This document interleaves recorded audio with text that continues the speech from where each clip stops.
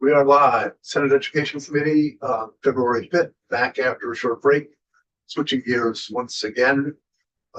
This time about S313, an act related to transforming Vermont through a technical education system, and also consistent with that, was rather just the bill, rather than just the intent bill, but it's 313, but also just things you want us to keep, witnesses want us to keep in mind as we look to take the next steps with Act 73, connect with Act 73. So I think we have, although it doesn't really matter which way you want to do it, we have Tom Cheney listed first. So have you both been in the committee before? You have, Tom, you? No, if I have in your committee. Okay, we'll do a quick introduction. Well, and if I can set up a little bit more, Keisha Rom Hinsdale, Chittenden County, Seth and Tom bookended me at UVM. So Seth was the student body president before I was at UVM. I helped Tom get his first internship in the State House when they thought maybe boys wouldn't make good interns here back in the day. And it's just been really meaningful to work with them on this project. They were part of the CTE work group all along, and are seeing this from the employer side and the side of young people trying to access prosperity and opportunity. And they really tried to encapsulate the values and principles that we put in the language that Beth turned into S313. So I just want to help set them up that way a little bit. It's good to see you both.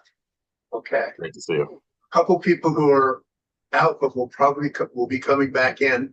Senator Hashim will be in the middle seat from Windham County. Senator Weeks from Rutland over here. I'm Seth Baumgartz. I represent the Bennington Senate District. And I'm Terry Williams, representing the Rutland District. Steve Heffernan, representing the Addison County District. So just as a protocol, when you come on, just give us your name, what town you live in, and what your connection to this issue is, if you will, what you do. So, and even though I just introduced them in a snapshot, Senator Weeks is back with us. Hello, Jay Weeks, Rutland County. So, Tom, you're on. That's the way, whichever order you want to do it. Sure, and Seth, unless you'd like to go first, it doesn't matter much to me. It looks like we have the same tie, so I'm not sure it matters. I guess I'll start, and then Seth will play cleanup. I'm Tom Cheney, and I'm the executive director of Advance Vermont, and I reside in Jericho, which is where I'm beaming in today with a house full of kids, which is why I couldn't be there in person with you. It is after school time here, and our day to host. So Senator Rom Hinsdale set this up pretty well. The work that we did and helped inform this bill was really about encapsulating the conversations that were had in Senator Rom Hinsdale's working group. And as a reminder, that group brought together legislators and nonprofit folks like me, more importantly, folks from education, both on the pre-K to 12 kind of traditional ed side, as well as the CTE side, and students. So, and of course, folks like Seth, who represented the business community. So it's a great cross-section of folks. And what we found over those, 4 or 5 meetings, Senator, we came to a conclusion, not a conclusion, but I guess a vision of what we collectively thought that a CTE system should look like in the future, kind of a future state CTE system. And thought that was maybe some great guideposts for the conversation this legislative session.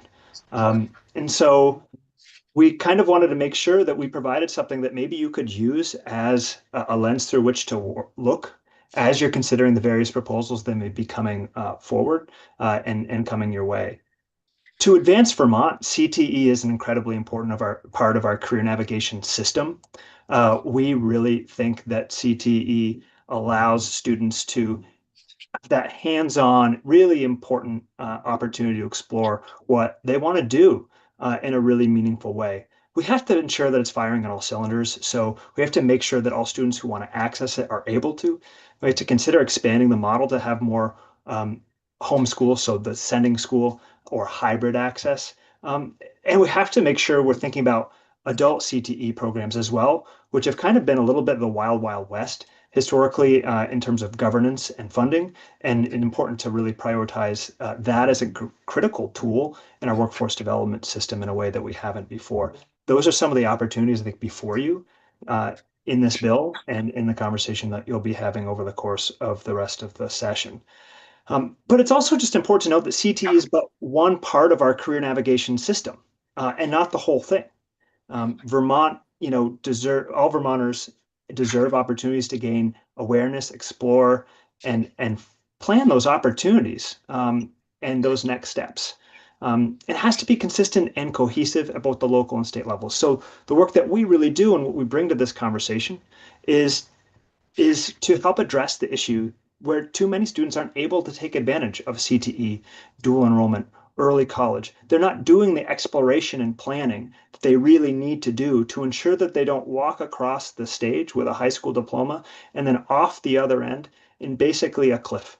We need to make sure we're building the bridge to ensure that we help them bridge from high school to their career education pathway. And right now, we're far too many students are kind of walking off that cliff without a clear sense of what their next steps are. CTE is incredibly important there. There's also real opportunity through this bill to take some steps to strengthen our career navigation system and build more cohesion in that. And happy to talk more about that as the bill, gets looked at more specifically. Thank you. Any initial questions? You're going to stay on, right? Yeah, happy to. Okay. So why don't we go to Seth? I can't read your last name, but Howden. I'm happy to. I remembered the Seth. That's all I need. That's all I need. Well, thank you, Chair Bongartz and committee members. I'm sorry that I can't be there in person, but I appreciate the opportunity. So for the record, my name is Seth Bowden. I'm president of the Vermont Business Roundtable. We are a CEO membership and policy organization, and we look at really the long-term economic sustainability and health of Vermont. And I apologize, I'm also from Jericho, although calling in from South Burlington at the moment. So make sure that I get that for the record. One of kind of the core facets of having a strong future for Vermont is our workforce. As Tom was talking about, and that's both in having the best possible outcomes for the people who are already here and providing opportunities in the future for growth. I'm sure that the committee is very aware, but currently, even though Vermont is at almost our highest population level we've ever experienced, our workforce has dipped below 350,000 for the first time since the pandemic. And sort of when I couple that with declining school enrollment, we face significant workforce challenges when we look to the future. And so kind of with that as the backdrop, I just wanted to reiterate my thanks for your work on career and technical education. The roundtable really sees CTE as a bright spot in our education and career pipeline, and it delivers the kinds of education, credentials, and experience that benefits both young Vermonters and eventually the overall economic outlook for the state. And Tom alluded to this, but right now more than 50% of all Vermont high school graduates go on to no further education. So that's about 2,500 students every year, and you extrapolate that out over a decade, that starts to have a really big impact on workforce readiness. And what we know is that in Vermont, CTE concentrators have a higher graduation rate. They report higher employment after graduation. Nationally, we have studies that show that even after 3 credits, students that have CTE have an unemployment rate half that of their peers, and they go on to 2-year degrees at a higher rate. So again, we know that CTE is working, and I think our intent as Senator Rahm Hinsdale and as Tom were pointing out is to make sure that it works for everyone.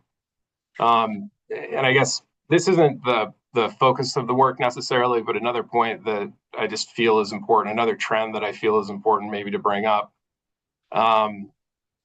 Young men are going on to higher education at a significantly lower rate than their female peers. And CTE is a place where we have a strong intervention strategy. We have about 60% male uptake in Vermont CTE undergraduate.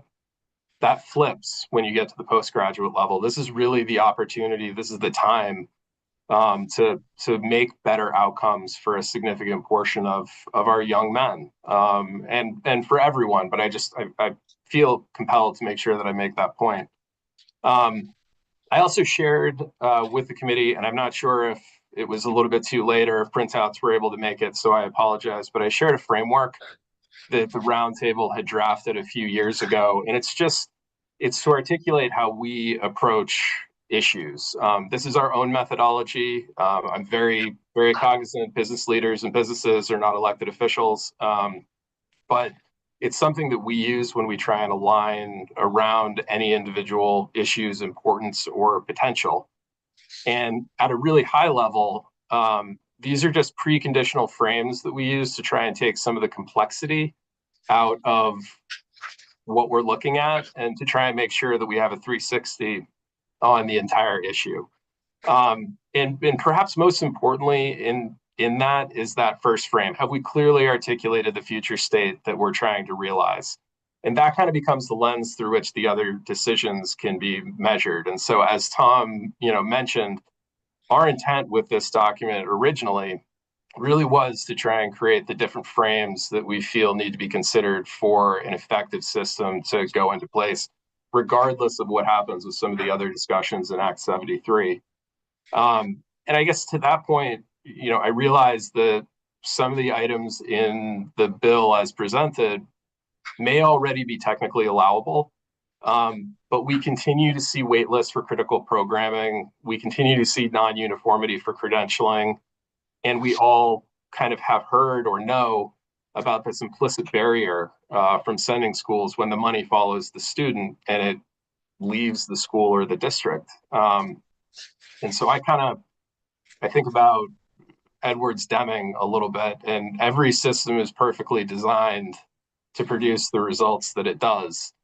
And that's both a positive and a negative. As I said before, we know outcomes for students in CTE are working. We want to make that more accessible. But if we have wait lists and we have these implicit challenges kind of from our sending schools, then the system is also designed to produce those outcomes, even if that was never the intent. And I think that the idea here is, how do we introduce greater flexibility, fluidity, transparency within the system, however that governance model ends up shaking out. And that really is the lens, I guess, that we're taking to this.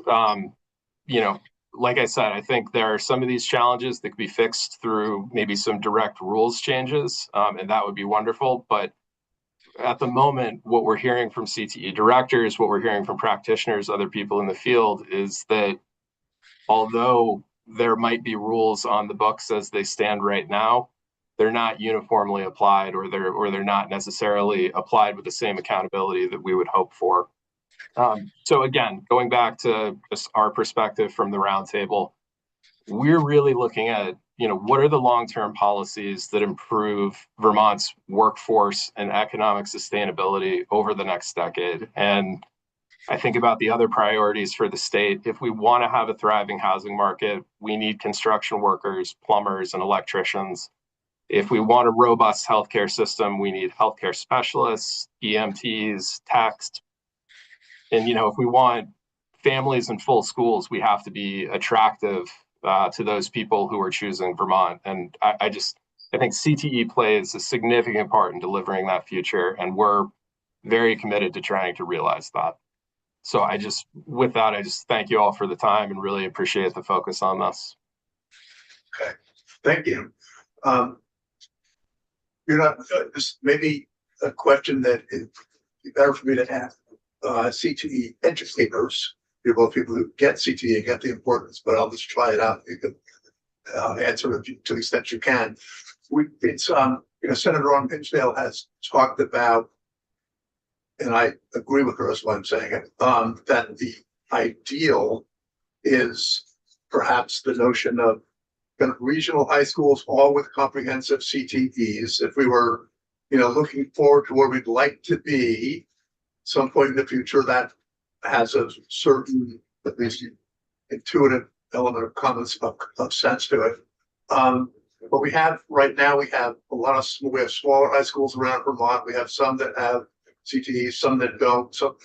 So have you thought about ways that we can provide, because we're not going to have that in the next, 5 years. It's going to take some time to head toward a goal once we set it. And have you thought about things we can do or ways that we can reach kids and provide them opportunities in some of the smaller schools without necessarily having to have them, we have all the transportation issues between schools. And have you thought about the ways that we could make progress or provide most elements that we can within something like the existing construct? Tom, I'm happy if you want to answer this as well, but the kind of,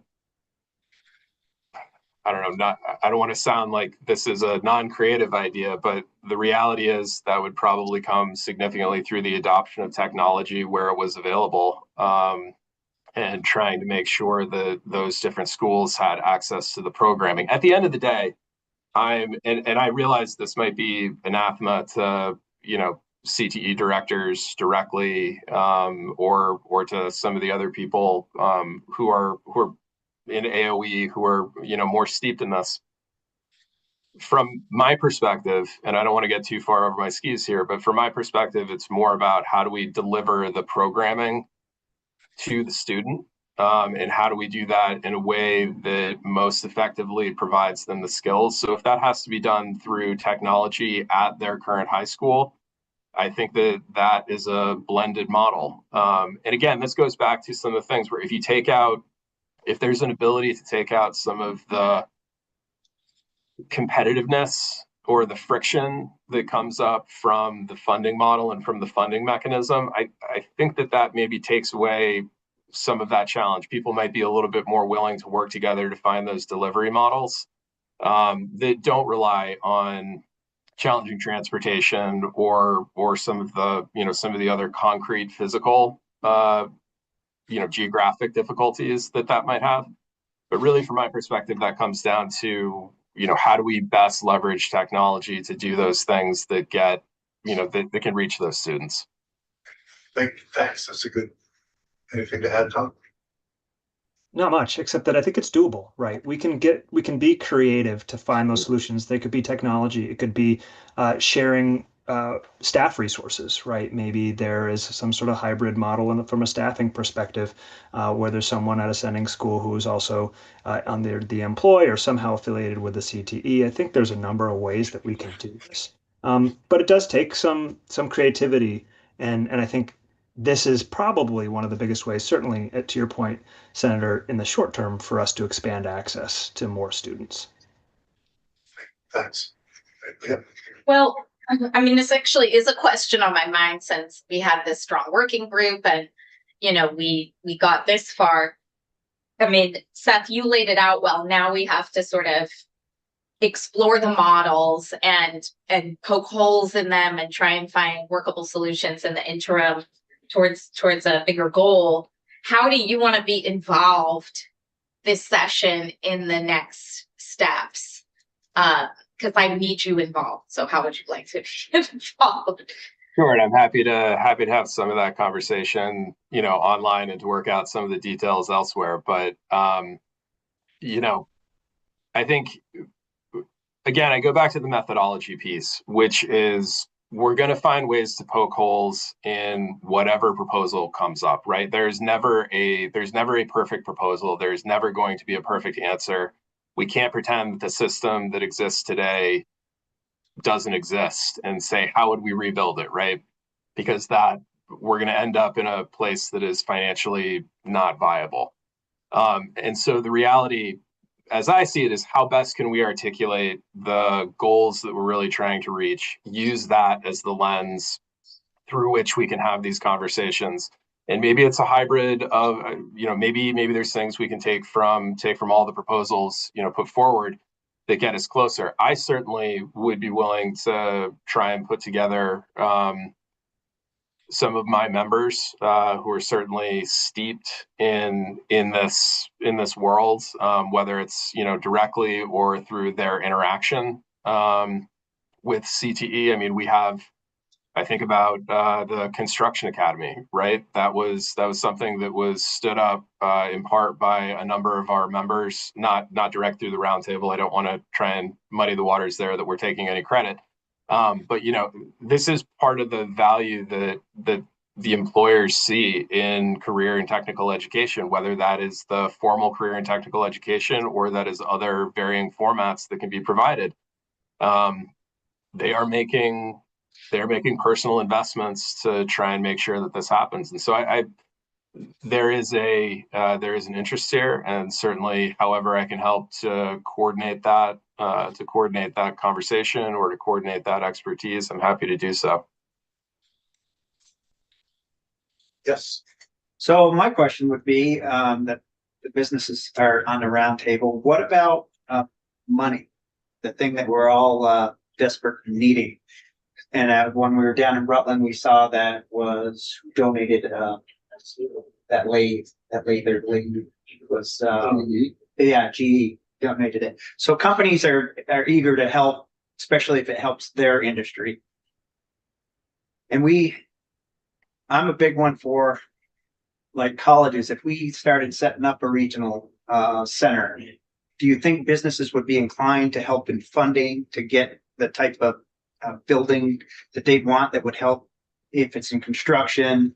Like Casella, would they think we could get them to give money, or any big company, GE or any high-tech company to, it's something we normally don't do, but this little state's got to do something because we're not going to generate enough money with our people to build. I guess I would answer that two ways. The first of which is there are obviously examples where that's taken place. And I think that it is worth the ask. It's worth the connections. It's one of the values of having those regional connections and knowing the employers in your area where they might feel that they're going to have more direct or better access to the graduates from a particular program. And I think that speaks to some of the regional value to providing CTE in across the state. I guess the caution that I would have is I would hope that would not be the go, no go line that was drawn in the sand, in case that did not come through in the way that is hoped. I think that's an additive. I think that's a bonus to trying to create the best outcomes. But I don't think that, I guess I would hope that we would have be able to come up with a more economically and fiscally sustainable solution that was maybe a little bit more broader based. If we do truly believe that this is an opportunity to elevate career and technical education in Vermont and not have it be a thought of separately kind of tranche of education, which it's not. It's part of the career and technical education is part of the overall education curriculum that all students should have, whether they're going on to their first job upon graduation, they're going into the military upon graduation, or they're going into some sort of higher degree, or they're coming back to career and technical education, as Tom was talking about with adult CTE. So that's a bit of a hedged answer, but I think the opportunity is there. But I think that there is you never want to have sort of that soft, intermittent, funding and support as the mechanism that allows it to function. And if I could just add, because Seth, I think some of your long-term members were involved in the apprenticeship center in Winooski. They kind of just built it themselves after a while. And a lot of business support went into and is still going into the apprenticeship center because they just needed the people. So I think it is happening out of a sense of urgency, and a center gives people a place to donate time and equipment that's a year old and things like that. Exactly. And I think, that urgency can be potentially capitalized on and, to the underlying point I think that you're making, Senator, is, sometimes if they choose to just sort of take it over and do it themselves, that doesn't give us the coordinated system. That gives us a patchwork of opportunity. And I think that what we're really talking about here is how do we have the more cohesive statewide system?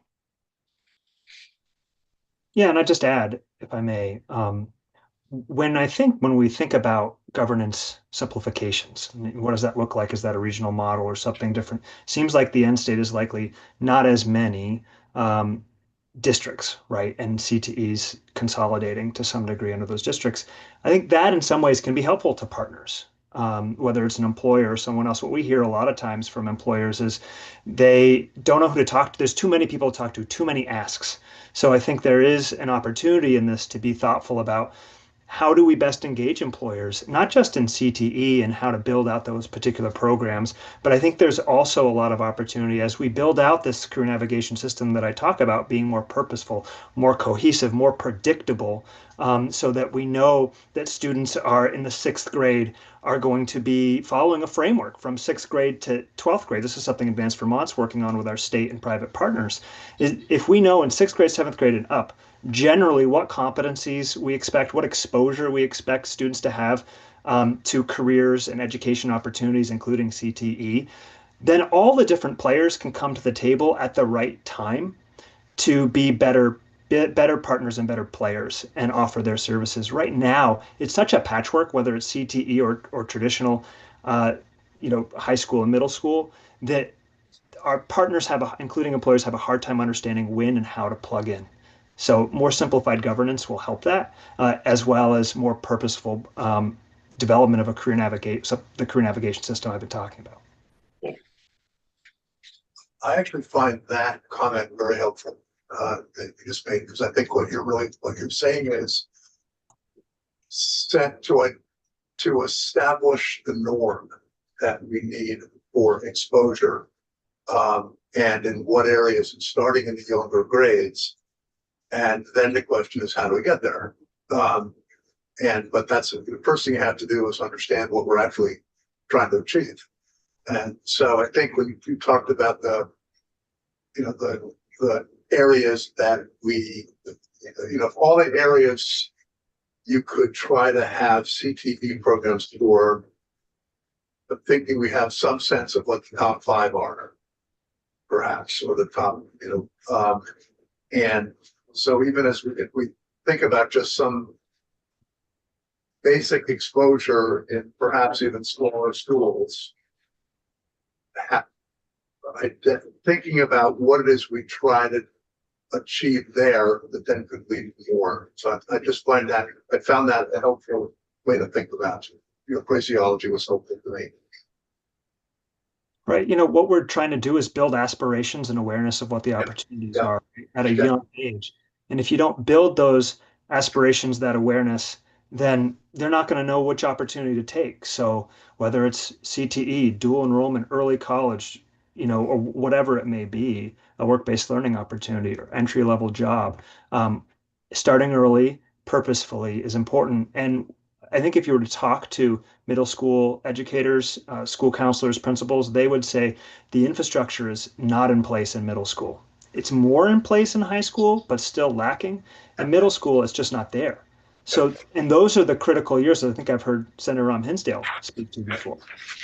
Those are absolutely critical. By, say, the 8th grade or so, or somewhere in there, they have a pretty good sense of not exactly where they're going, what that career is, but whether they're going to continue their education, whether it's meaningful to them, and whether they're going to check out. And there's a really critical moment if we, to your point, just get really clear about what those standards are, what those opportunities are. And a lot of states are doing this. So we do have some really good models, including Florida and Colorado and Washington and some others.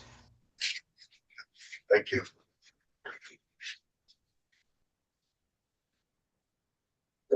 Thanks for coming in. Thank you. Appreciate the opportunity. You're both thoughtful and helpful. So thanks for coming. Much appreciated. Yeah. Thank you both. I'm going to make you do more to help us, so we'll stay in touch. You bet. We'll be there. Absolutely. We are adjourned.